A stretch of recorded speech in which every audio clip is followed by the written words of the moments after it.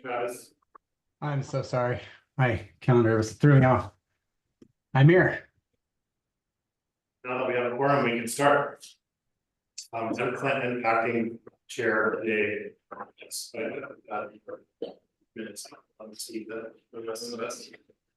So, without further ado, let's have Mr. Preston. Thanks for waiting for us. Oh, sure. Thanks for having me. So I'm here today to talk about a few of my concerns, and I know it was stated that there are open arms here for the processes here and for listening, and hoping I don't get a letter to the editor. Who I am, my name is Michael Preston. I am a Parkdale resident. I am a retired school teacher, and my retirement job is I am a part-time desk clerk at the library. And I'm here of my own volition. I have had no conversations with Mr. Hackett or with Rachel Fox. I'm here on my own. I want to talk about a couple things. The first one is the claim that there's robust public support for urban renewal because nobody is showing up to meetings. Unfortunately, that fails a basic law of logic. The 10 Commandments of logic, number 9 is non sequitur. Thou shalt not assume that this follows that when there's no logical connection. So people not showing up at a meeting does not mean that there's robust support. It doesn't mean that there's not support either. It's just those two things really can't be connected. Civic engagement is difficult in the best of times. As a school teacher, I was often at board meetings and different things. And so I know engagement can be tough. People are busy, lives are going, there's a lot going on. So, I mean, civic engagement can be tough. So I get that. I also share concerns about the fund. I am by no means an expert on urban renewal and what goes into it. I've been trying to acquaint myself with 457 and what's going on, and nothing I'm saying here is attacking the goals of urban renewal or what it's trying to accomplish or the people who are putting in good effort, their effort and time to make things happen. It's the funding that concerns me, and how it's funded. And I just, recently going through this, learned about TIF, what that means, how that, I'm real basics at this point, how that means. But as a taxpayer and a voter, when I vote for something, school bonds, school levy, pool, whatever, it's my expectation that those funds go to that thing that they're there for. And so learning that there's this process whereby funds can be confiscated from other places to be used for this, I find a little problematic. I do understand it's state law. I do understand so that, that there's nothing, I'm not saying anything illegal is going on or anything like that. It's not what I'm saying at all. I get that that's how it's written, but I do wonder about the intent of it and whether these urban renewal plans are meant to go on in perpetuity. One ends, another one starts, another one starts, another one starts. And when do the special districts and people get out from under the yoke of these urban renewal, plans? I understand reading through that the intention was to identify blight in urban areas and to try to correct that. Not sure how much blight there is in Hood River, but like I said, the goals I think are admirable to try to create housing and a vibrant downtown waterfront. And, so that's not my argument at all.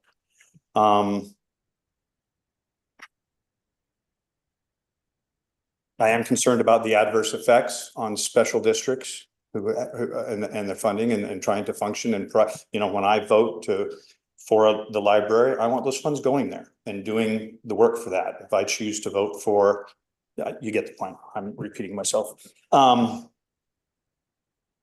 And I think I'm correct in understanding that not all these funds aren't taken from like the school district or the sheriff's department or other things like that. It's only the special districts. I may not be understanding that correctly, but that's how I've been understanding it. So I guess that, you know, and to find out if there is actual robot, you know, let me see, how do I phrase this? I think if these are going to keep going on in perpetuity, one after the other, I guess I would like to see some efforts at some other sources of funding besides just TIF. My brief reading of it, I understand that it is possible for the urban renewal to issue levies and bonds of their own. I said I don't understand all the laws going in there, but I think that's how I read it. I guess if you wanted to find out if there really was robust public support, is put a bond out there. Let the voters tell you. They'll tell you if they support it or not. And you know, I also worry about how this may affect future voting on other bonds and issues. For example, we had the park bond that came out and failed, and it was a big one. And I think people thought it was really big, and they're going to have to go back, but like all districts do, they'll go back, they'll rework it, they'll figure it out and get it so that it's palatable to people. But I worry that maybe down the road, is it going to start affecting special districts like that? If I know that if I vote for the park, that not all that money is going to go to the park, it's going to be conscripted for other uses. So anyway, once again, not against the goals. I think they're good. I'm certainly not against your passion and your work time. I mean, we could all be home having dinner with our families instead of being here. So I do appreciate that. I just wanted to express my concerns about the funding and how long these things go on. So thank you. Thank you. And I would also suggest that you address the city council as well. I mean, we're the advisory board. Okay. That's, we serve the same purpose that you're serving here. So Okay, so they're the actual decision makers as far as this way this goes. As well. Formality, I suppose, then Right, under the requirements of the law. exactly. Correct. Continue to study this plan because it's very complex, it's very nuanced. Yeah, I got that. Yeah, and it's a lot to comprehend. So yeah, I spent most of the morning on the ORS and different, you know, trying to at least get my brain around the beginnings of it. Years in the working, so yeah. So anyway, thank you for listening. No one else? Yeah. Okay. Any additions or corrections to the agenda? There is not. Nothing. About the minutes? Put it in a motion. I'll move approval of the minutes. Allison seconds. Awesome. All in favor, aye? Aye. Aye. Travis? Aye. There you go. And no nays, minutes passed. Then we'll go to Will. Yeah. Thank you.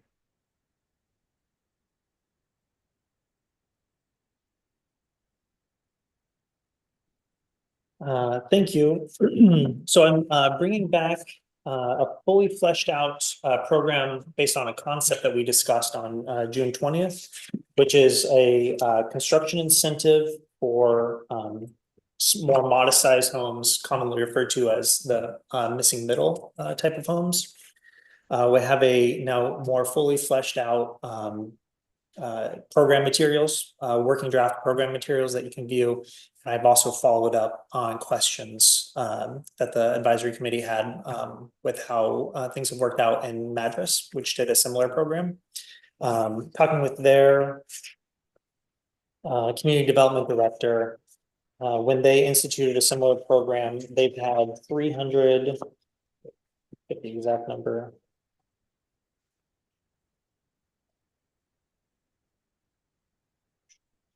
323 units generated have taken advantage of their incentive program, and 148 of those were multifamily. And and that their program was implemented in 2000. And for comparison, over 5 years in the West Side District in Hood River, 5 homes have been built. So I wanted to follow up with that information. Would it be useful to kind of go over the program in general, or does everyone feel like they understood from June 20th? I'm happy enough with the way you explained it from you guys. Yeah. Travis, yeah. Yeah, I reviewed the materials. I mean, and maybe a little clarification on how the proposed program differs, because it looked like the city of Madras was based on a rebate on future property taxes, and this is a rebate or a refund of SDCs over a certain percentage. Maybe just a quick help me understand the differences, because it looked like it was implemented differently. Absolutely. Yeah. The key differences between us and Madras are, one, Madras incentivized any residential development. So if you were building a residential development, you were eligible for an incentive. Here, ours is tailored to simply level the playing field for modest and smaller homes so that they pay on a percentage basis the same amount in development fees as a large single family home. Yeah. Which for a 3,000 square foot home is about 7% of their construction value. And the incentive is calibrated and calibrated to be that amount based on SDCs. But where the money comes from will be the new value that's taxable value that's created when those homes are built. So essentially the money that the Urban Renewal Agency will receive from those homes being built, turning around and using that as a repayment source for financing that paid the original incentive to the builder.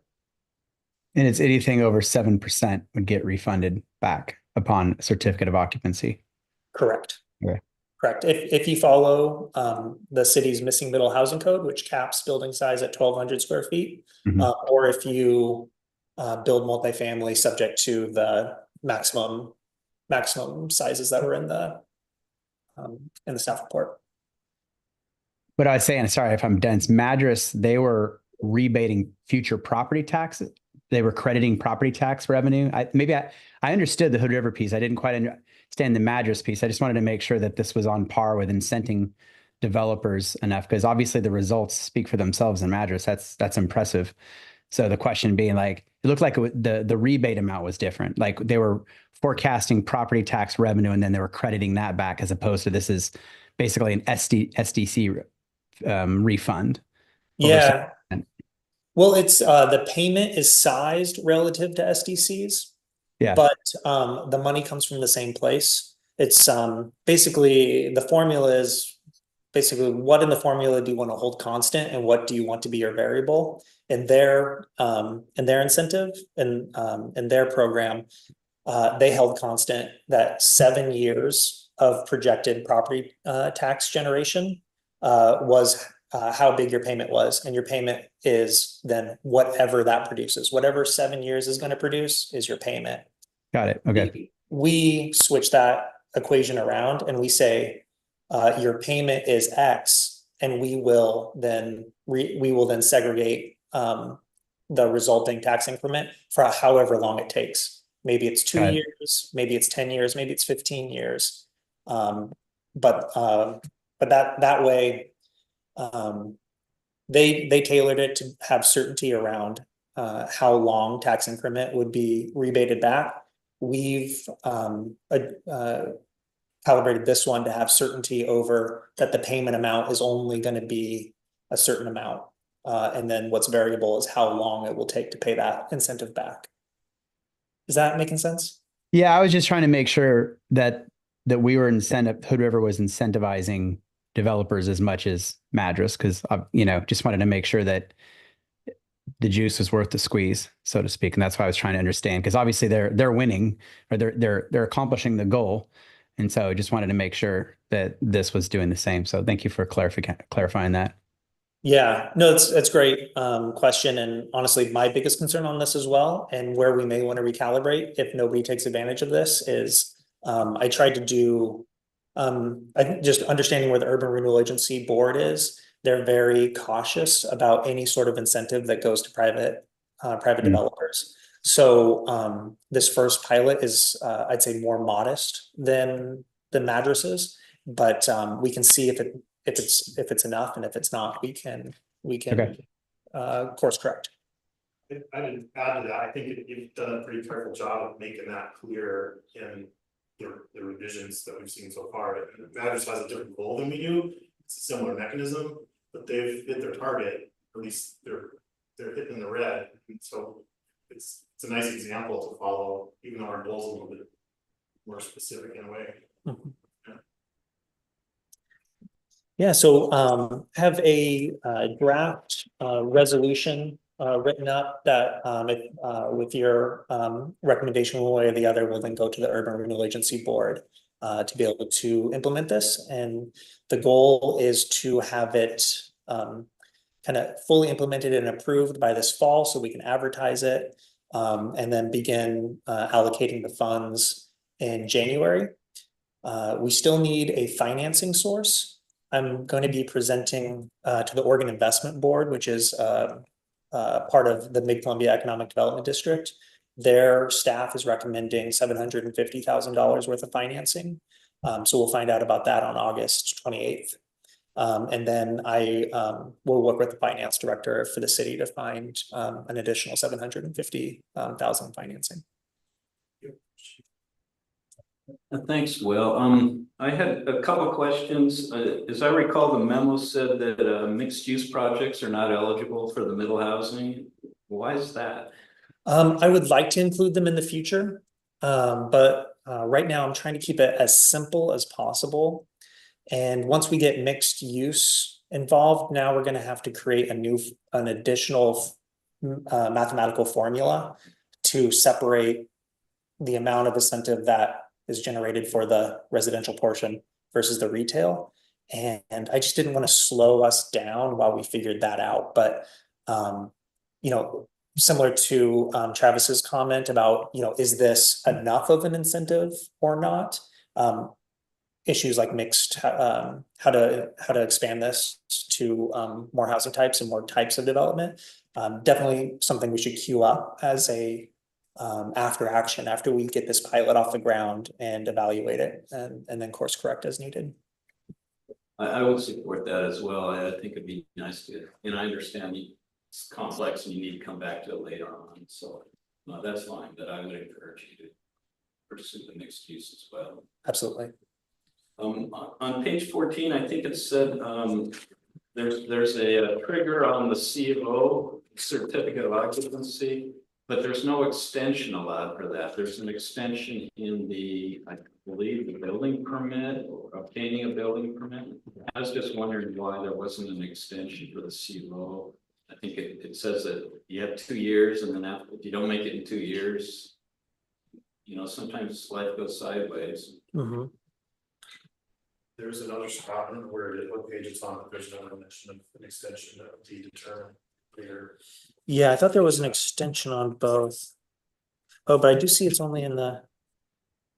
I will, yeah, I think that's a good catch if I didn't put it in there. I'll make sure it's in there. I meant to have there be an extension process if they were making a diligent progress towards their certificate of occupancy. It's in the first trigger, I think. Uh-huh. I believe it's getting a permit or something.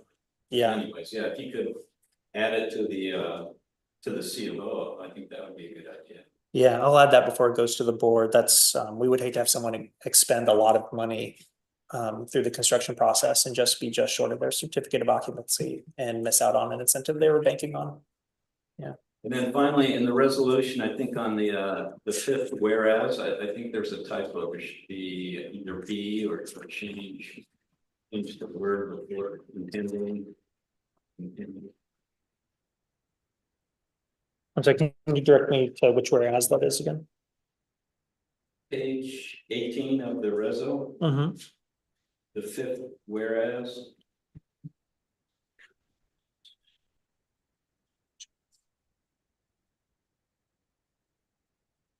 And sorry, where's the typo?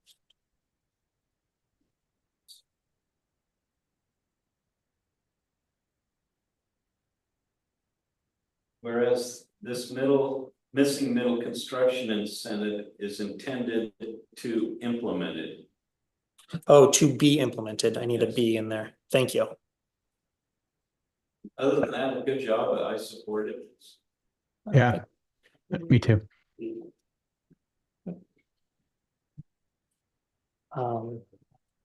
Yes, if there's no additional questions, I believe there's a suggested motion on the packet.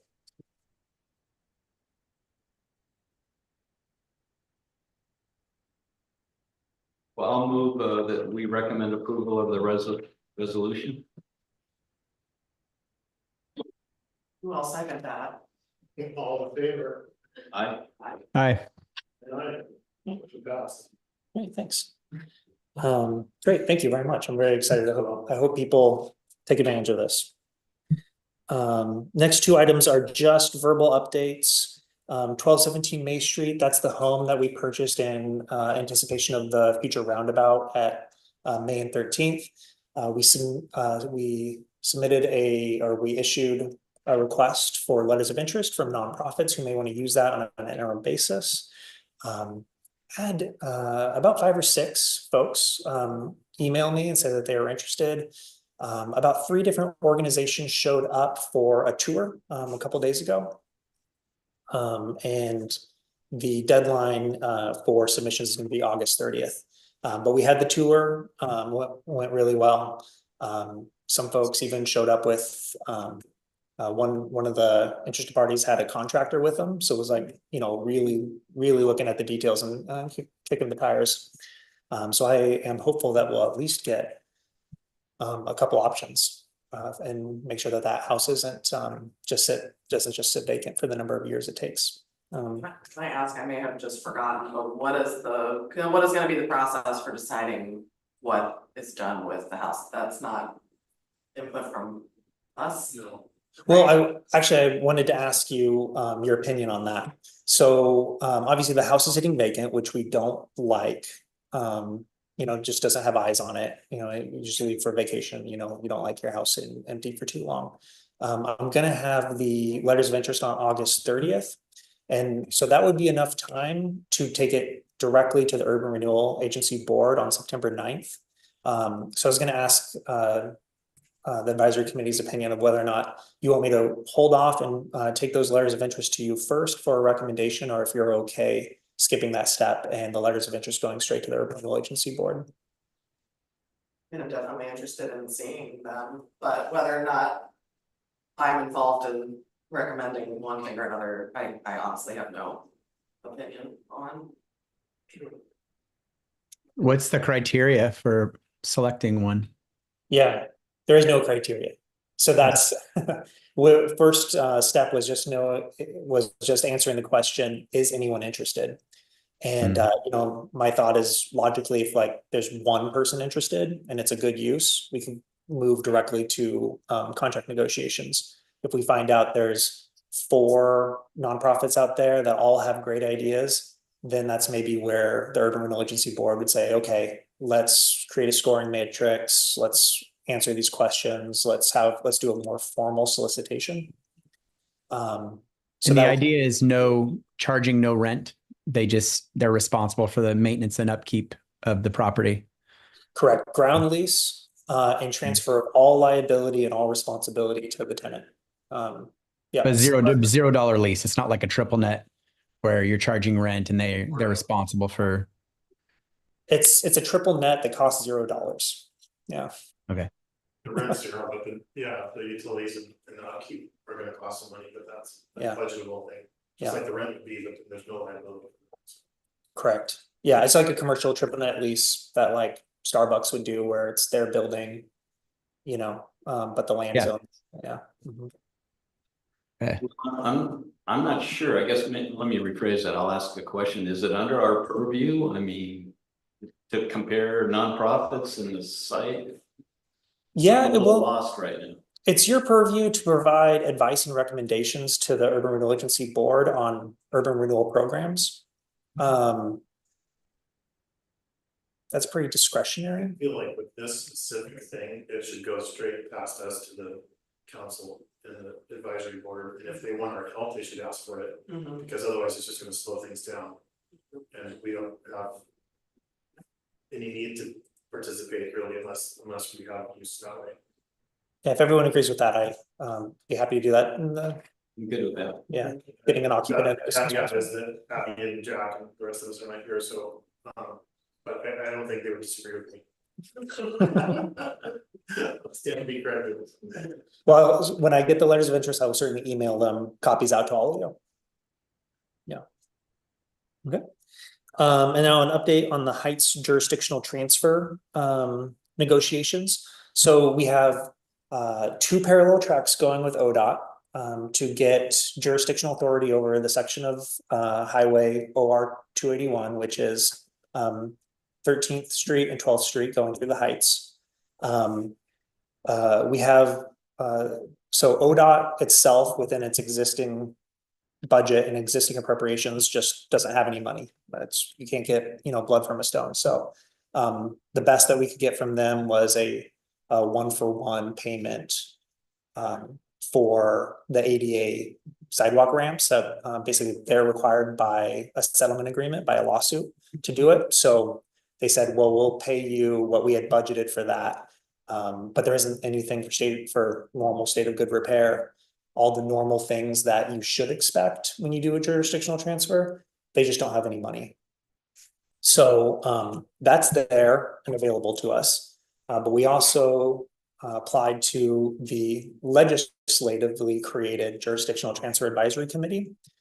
So I presented to them a couple weeks ago.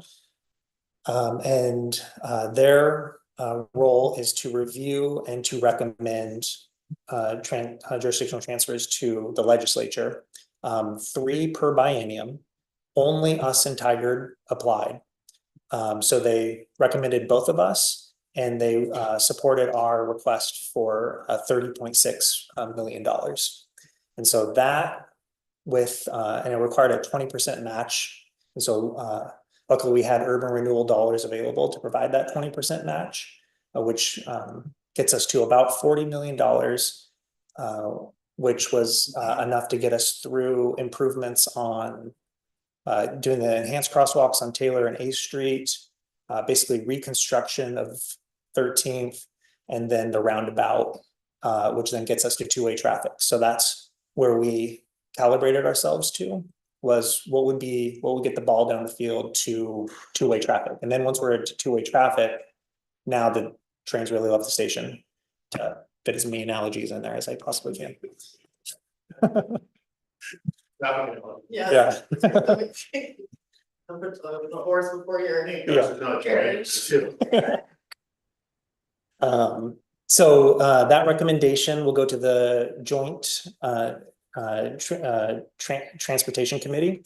They'll review it and decide if they want to recommend it. And I believe then it will maybe get attached to the larger transportation funding bill that will be considered during the next legislative session. So all that to say is we're basically on hold until spring of 2025. Till the legislature. Yeah, Okay. acts on it. But they meet quarterly, the transportation meeting is before the end of the year. I believe that, yeah, and they're actually meeting in the Dalles, and I plan to be there. Yeah, and we'll advocate for us if I can. But the direct negotiation with ODOT is still on the table. So one way or the other, we'll get control of the roadway by or spring 2025. I am working with ODOT to see if we can do an interim MOU of some type that would allow us to begin design and engineering for the projects that would be funded, so we don't have to wait. Sorry, can you just say what MOU is? Oh, memorandum. Thanks. I was gonna ask the same thing. Thank you. So we can basically, at our own risk, start spending urban renewal money to fully design and engineer the enhanced crosswalks and the improvements to 13th, so that when we do get control of it, and particularly if we get all the state money, we can move rapidly to construction. Thank you for presenting to the transfer board. Yeah. Yeah, good work. Yeah, Thanks. Fingers crossed. I got to be beat by Tiger in that presentation, which was really good. I mean, Yeah. Oh, thanks. Not red tigers. Uh-huh. And Will, where's the 20% match? How's that work? That is, roughly $8 million that we have left, to spend in Heights. Maximum debt miss. Yeah, so we will need to find a financing source, but that's the local money that we can bring to bear. The Oregon Transportation Infrastructure Bank would be a financing source, like an off-the-shelf financing source, so is there if we need it. Yeah. Thank you. Thanks. So all my updates. Yeah, any other items from us, Travis? Thanks for making No. it, Sorry, I was late. right? And You're Nathan Lover, as they say. All right, I think that's it. Say adjourned. Okay. Thanks all. Thank you. thank you.